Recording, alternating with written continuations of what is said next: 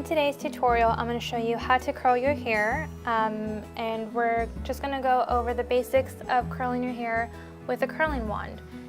So whichever part you start out with is completely fine. Just part your hair in the back right down the middle, approximately right down the middle. And then you're just going to start out in the very back. Again, it doesn't matter. I like to start with the thicker side since I have a deep part. With my dominating hand holding the curling iron downwards, you twirl your hair around, and when you get towards the very bottom, you kind of twirl it in between your fingers so that it kind of becomes one single lock and the ends of the hairs don't separate. Twirling the hairs together makes it much easier to keep it all together towards the very bottom, so that it doesn't get in your way and that you don't confuse them. Just flick that lock of curled hair to the back. And again, you start from the top and just twirl it around the wand towards the bottom.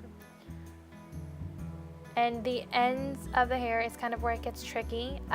This curling iron, it's by Numi. They provided a glove, but because my fingers are too small for the glove, I prefer not to use it because it kind of just gets in the way of being able to curl my hair correctly.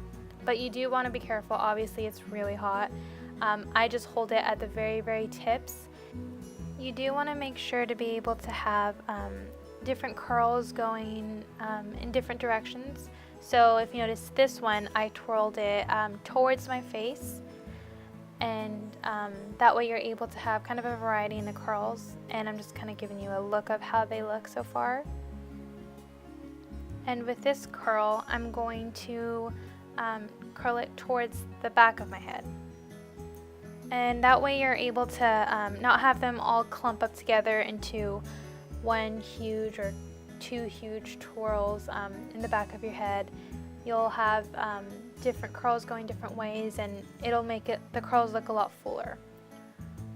And anytime you have a lock of hair towards the bottom of your head, like the ones that hit the back of your neck, you are going to want to try to have those there a little longer, because when you do get a little warm or you sweat, those are the first to deflate.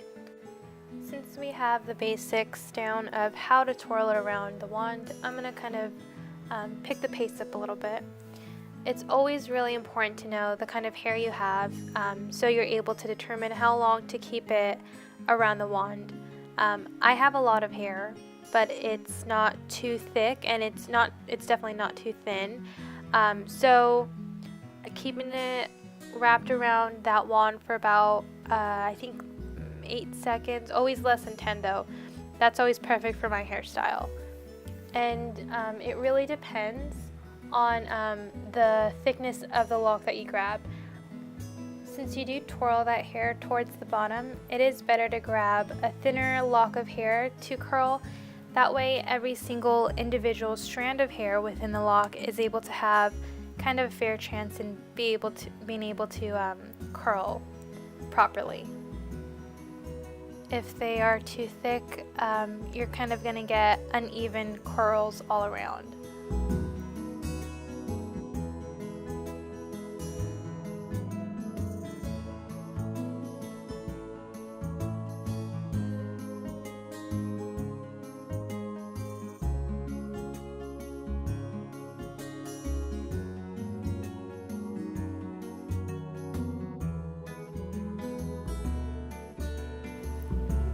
So the rest of these strands of hair towards the front, we're going to leave this here. We'll curl that later, and this is just to give you a view of what we have curled already. So we'll start on the other side, and again with my dominating hand, I'm going to hold the wand downwards, and this grip is definitely easier for me when it gets to this side, and again you're just twirling it around. No matter how you curl your hair, the curls will always deflate. It could be a good thing or a bad thing depending on how early you get ready.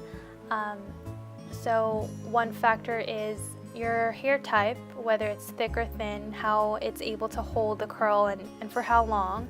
And if you were to get ready on a Saturday morning for a wedding you're going to go to that Saturday evening, it's good to note that they will deflate a little or a lot, and you can use it to your advantage and make them really tight earlier in the day and just kind of have them wavy towards the evening.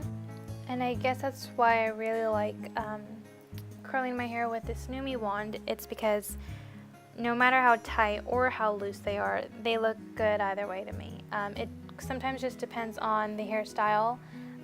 If I have a lot going on the back of my head, then loose strands and kind of deflated curls will look pretty good with it.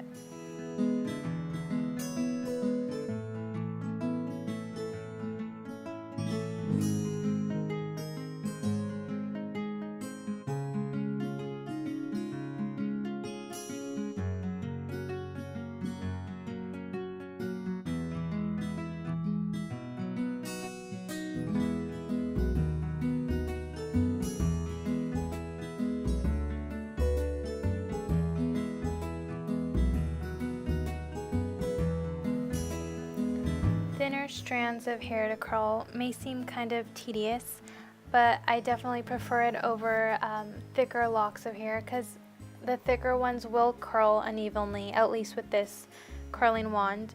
And although there's a lot of hair to curl when you make them thinner, I definitely think the curls look better at the end as opposed to making them all thick.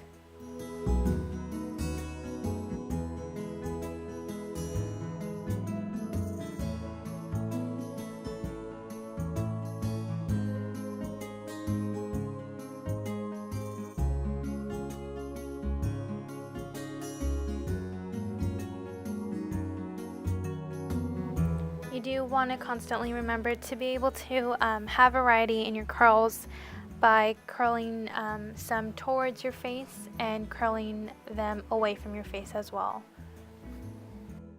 So the last thing that I always curl are these chunks of hair towards my face, and I'm just showing you everything I have back there that's curled.